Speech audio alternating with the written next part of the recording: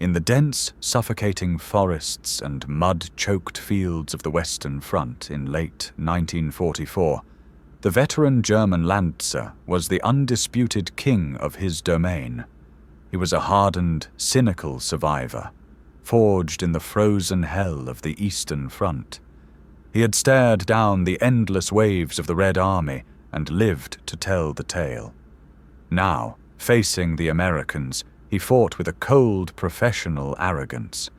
He saw the American G.I.s. as soft, naive, and tactically predictable.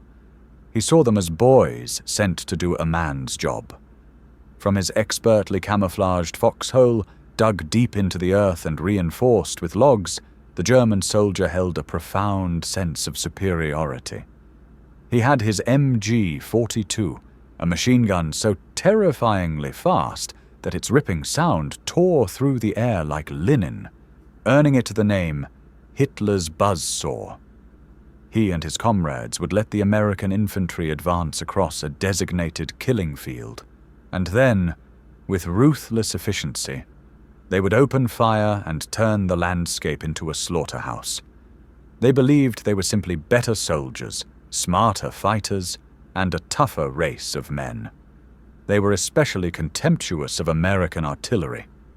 They had faced the legendary Russian guns, the Stalin's organs, and the precise, methodical barrages of the British. They understood the rhythm of an artillery attack. First, the ranging shots would fall. Then the main barrage would begin, a rolling thunder that churned the earth for 20 minutes. They knew how to survive it. They would hunker down deep in their holes, ride out the storm of steel, and then, in the silence that followed, they would climb back onto the firing step, ready to mow down the inevitable and now unsupported infantry attack. They thought they had seen and heard it all. They believed there were no more surprises left in the science of killing with cannons. They were catastrophically wrong. The American army fought war with a different philosophy, one born not of grim survival, but of overwhelming industrial might. For the Americans, artillery wasn't just a supporting actor, it was the star of the show, the king of battle. They had a seemingly endless number of guns, a seemingly infinite supply of shells, and most importantly, they had brilliant mathematicians and engineers who had perfected a technique of such exquisite, cold-blooded violence that it would not just kill the enemy, but shatter his very soul. They called it time on target. The scene would repeat itself across the front. An American infantry platoon, pinned down by a German machine gun nest, would call for fire support. A German NCO, listening to the American radio chatter on his own captured equipment, might even laugh. But the call for help didn't just go to a single battery of 4 guns. It went to the entire Divisional Artillery Command. And then it went to the Corps Artillery Command.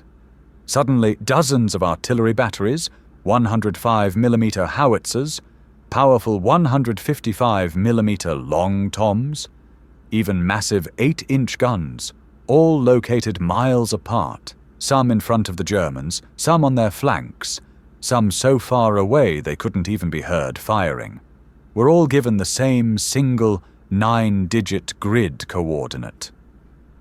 A German soldier, crouched in his foxhole, cleaning his rifle and sharing a cigarette, would hear the first, faint, almost curious whistle in the air. But something was immediately and terrifyingly wrong. The sound wasn't the familiar, singular whistle of an incoming shell from a known direction.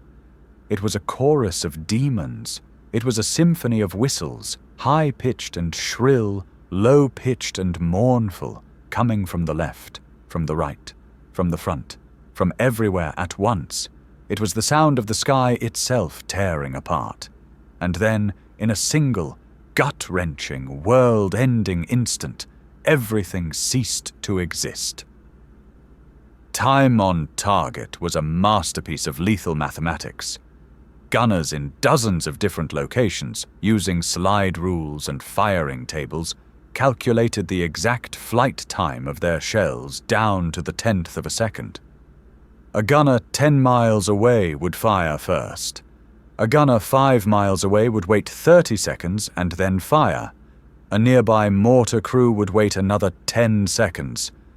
The goal was for every single shell, from every single weapon, regardless of its location or trajectory, to arrive at the exact same target at the exact same microsecond. For the German soldier on the receiving end, it was not an artillery barrage. It was a single, apocalyptic event. The ground did not just shake, it liquefied.